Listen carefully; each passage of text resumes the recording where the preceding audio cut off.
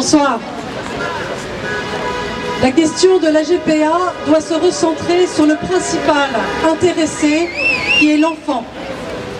L'enfant n'a pas choisi son mode de procréation, mais il va en subir de lourdes conséquences. Une mère qui porte un enfant pendant 9 mois, les 3/4 d'une année, se donne à lui en continu, à chaque instant et sur tous les plans, corps, âme et esprit. Elle lui donne vie, croissance pour le corps, amour pour sa croissance psychique et son bonheur futur. Sait-on suffisamment à quel point l'affectivité de l'enfant et son inconscient se construisent déjà sur la relation mère-enfant pendant la gestation? Les psychologues et thérapeutes le savent, eux qui reçoivent parfois des enfants dont les mères ont découvert leur grossesse tardivement ou refusaient de s'attacher à l'enfant qu'elles attendaient. Bon nombre d'entre eux sont en grande souffrance de ce fait et il est difficile d'y remédier. Est-ce cela que nous voulons multiplier en permettant la GPA?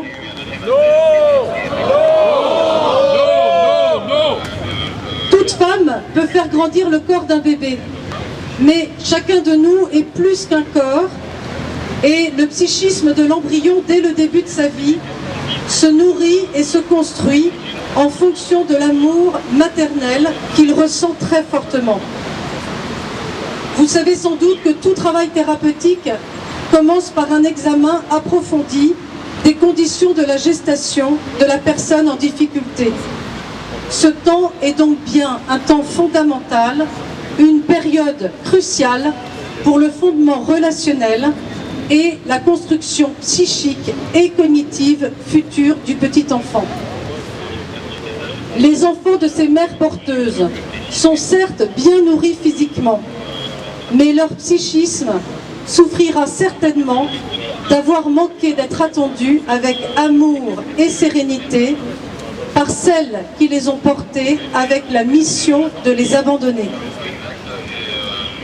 Si un adulte, ici une femme, peut décider de ne pas s'attacher au bébé qu'elle porte pour autrui, un embryon, un fœtus, un bébé n'a pas cette capacité. Pour lui, le processus d'attachement qui débute dès la grossesse est un processus psychobiologique naturel ayant pour objectif de rechercher proximité, protection et sécurité auprès de l'adulte qui le porte. Bien sûr, nous savons que la plupart des enfants adoptés ont subi ce genre d'accident de la vie. Avec la GPA, nous allons intentionnellement reproduire en série ces malheureux et regrettables accidents. Et s'il n'y avait que ces préjudices à déplorer pour les enfants nés de la GPA. Mais le moment de la naissance, aussi, est un moment crucial pour chacun de nous. L'enfant continue à se construire dans sa toute première année particulièrement, en fonction du lien d'attachement mère-enfant mis en place durant la gestation. La rupture de ce lien d'attachement imposé par la GPA est gravement blessant pour l'enfant.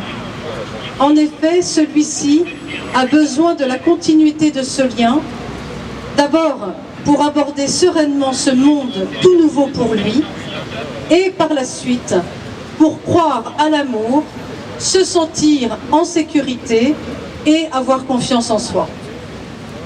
La sensibilité de l'enfant que nous, adultes, avons perdue est extrême et lui permet, dès le début de sa vie in utero, de sentir et d'enregistrer dans son inconscient la qualité de l'amour qu'il reçoit. Ensuite, à la naissance, il est aussi très sensible à la continuité de ce lien d'attachement. Et je crois qu'on pourrait comparer ce lien à un cordon ombilical psychique qui ne peut ni ne doit surtout pas être coupé à la naissance, sous peine de conséquences biopsychosociales néfastes tout au long de sa vie.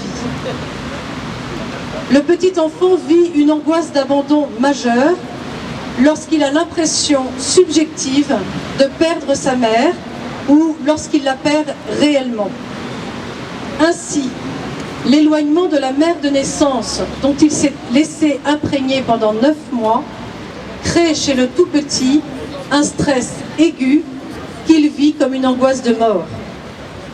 Le nouveau-né n'a en effet pas encore la maturité psychique et cognitive suffisante pour s'expliquer d'une façon consciente et raisonnée une situation d'éloignement de celle qu'il connaît depuis autant de mois.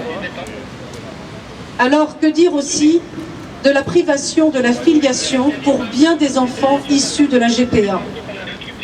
Car l'homme est toujours attiré par la question de ses origines. Il se pose inévitablement un jour la question d'où je viens. Et si j'ai été acheté, fabriqué, où est ma dignité d'être humain? Un pédiatre très connu, Aldo Naouri, dit que l'enfant aujourd'hui souffre d'un statut d'objet de consommation. A-t-on pensé aussi à ces futurs adultes qui, privés volontairement et sciemment d'une généalogie claire, risquent de devenir des électrons libres, incapables de se situer par rapport à leurs origines brouillées et, de ce fait, dans l'impossibilité de se projeter dans le futur? Seront-ils en mesure de prendre leur place dans la société?